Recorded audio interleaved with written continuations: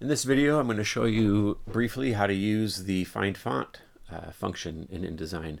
Fonts are incredibly important, and whenever you open up documents, you're probably going to get a missing fonts error, especially if you're switching between computers, because fonts need to be loaded onto the computers themselves. So if you see this when you open it up, it's fine to close it, go back into your folder where the document was, find those fonts, install the fonts however you need to, whether it's through the Typekit or the Open Font Kit, the Mac font application, whatever tool you need to use for your system.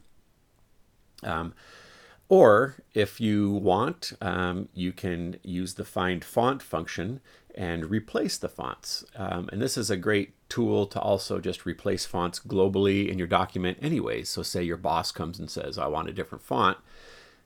You can just replace them throughout the whole document without having to go and click on each instance. So by clicking this button, it takes us to the same place as the Find Font menu. So you can see I'm working on an old Art Graphics print production prepress slide, so my fonts are missing. But if I didn't have that error, I can find the Find Font under the Type menu to Find Font, and it brings up the same dialog box. And it shows that there's these errors, that these fonts are missing, which is nice that you can go through and select a font,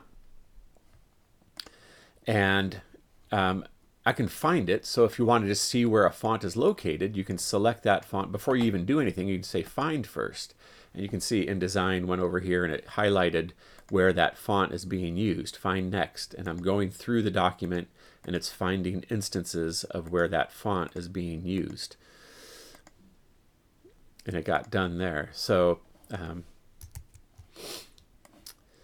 what's going to happen then is I want to change that font. I can select it, and then I can replace with, see, that's Myriad Pro.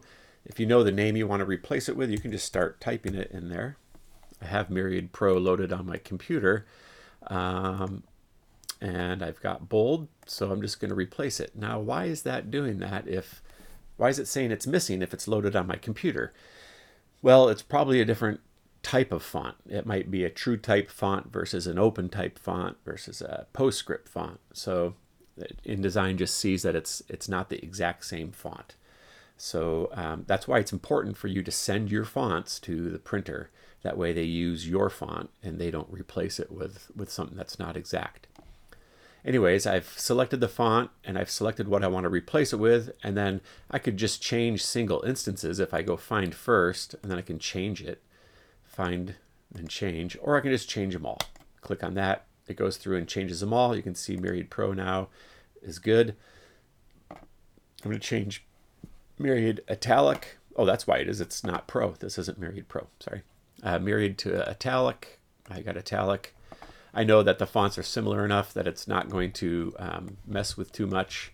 So I can just go and say change all. Myriad Regular.